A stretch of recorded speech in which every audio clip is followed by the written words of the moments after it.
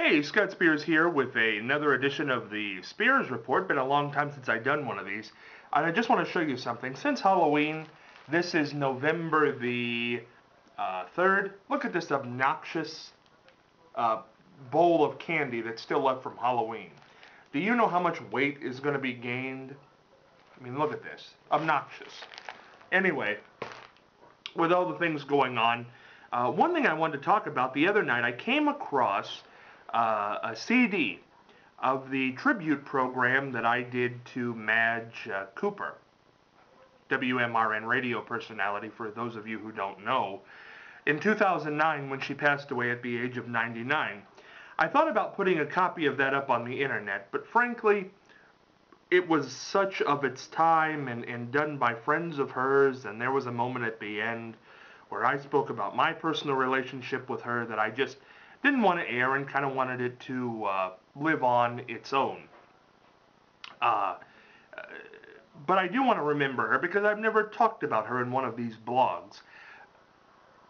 Anybody working and broadcasting in Marion today, whether it be at the radio stations, the television stations, even the newspaper really, took their cue from Madge Cooper. Madge Cooper started at WMRN in 1941, January of 1941. She was on the air for 52 years, and actually her last interview on air was with me in 2009, about 2 months before she passed away. So Madge is the leader. She's the best. A lot of people, I think, discriminate against her and say she's not as good as maybe I've made her out to be because of her age, I think was one thing. She lived an extraordinarily long life, 99 years old, and people kind of say, well, you know, in her day she might have been good, but she wouldn't hold up today. She would have held up today. Madge had an innate ability to do a program and not really have to know anything about that person when they walked in. She could just pick up and there it was, the perfect interview. She never taught me anything. I would never say she was a teacher to me, but I'll say she was a mentor because of the way she conducted herself. She was highly involved in almost every charitable cause in Marion, from Ohio State to Altrusa, to the Women's Club, to the Garden Club. I mean, she was just very involved and loved to do things. One of the great, by the way, this is kind of this will tell you something about living a long life and staying active. Madge volunteered at the Marion General Hospital as a whatever, just volunteer. You know, she answered the phones and worked in the gift shop and did things like that. She did that until she was 95 years old. She didn't stop doing that till she was 95.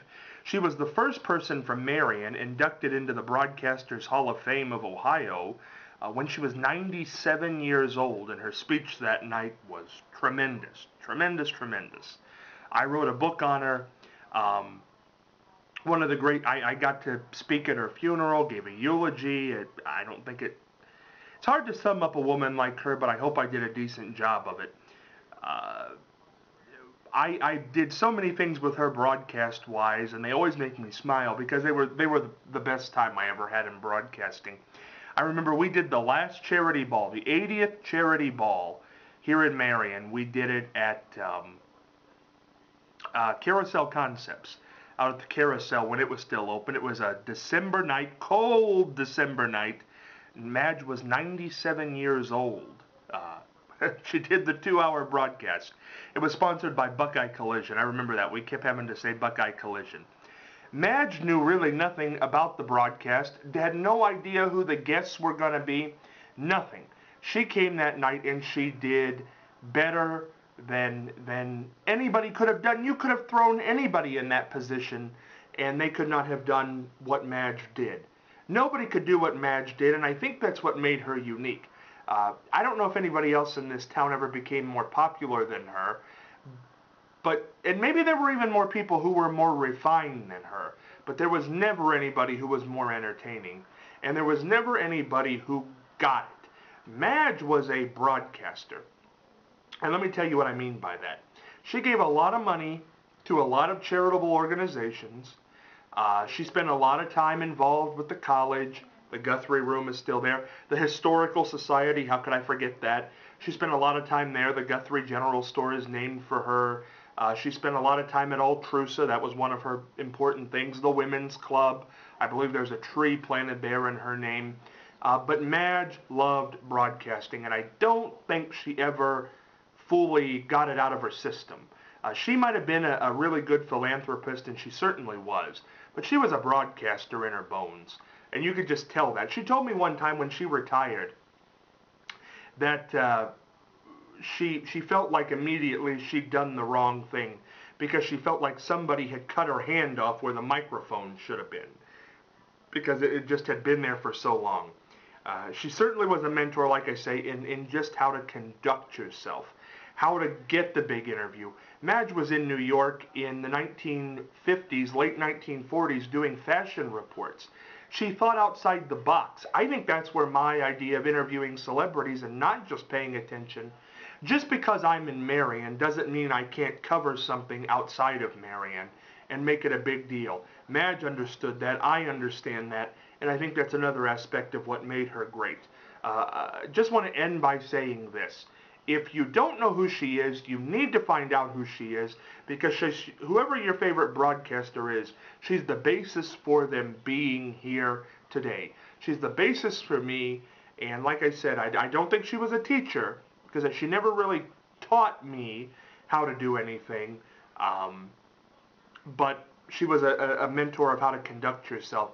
And I can tell you, I absolutely love the woman. I don't think I'll ever have that kind of chemistry on air or off with anybody as I had with Madge. She was funny, she was smart, she never acted like a woman in her 90s. She was great. And all of us who knew her personally are much better off for knowing her. It's a true testament to the woman. And by the way, she's wicked funny, so I'm going to leave you with one thing. When Madge was not feeling so well at the end of her life, 98, 99 years old. I remember one day I walked into her room, and Madge always got 3 newspapers delivered every day. The Wall Street Journal, the Columbus Dispatch, and the Marion Star. And I remember one day I went into her room, and all the newspapers were laying there, and Madge was still asleep. And she woke up, and I was trying to make small talk so as not to disrupt her. And I said, "Well, Madge, did you read your newspapers today?" And she looked at me without skipping a beat and said, "I didn't realize I had an assignment."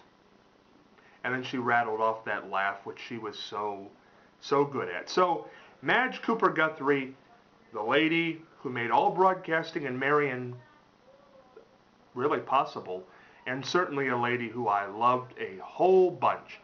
Spears Report, if you want to contact me, scottspears3@gmail.com. Talk with you soon.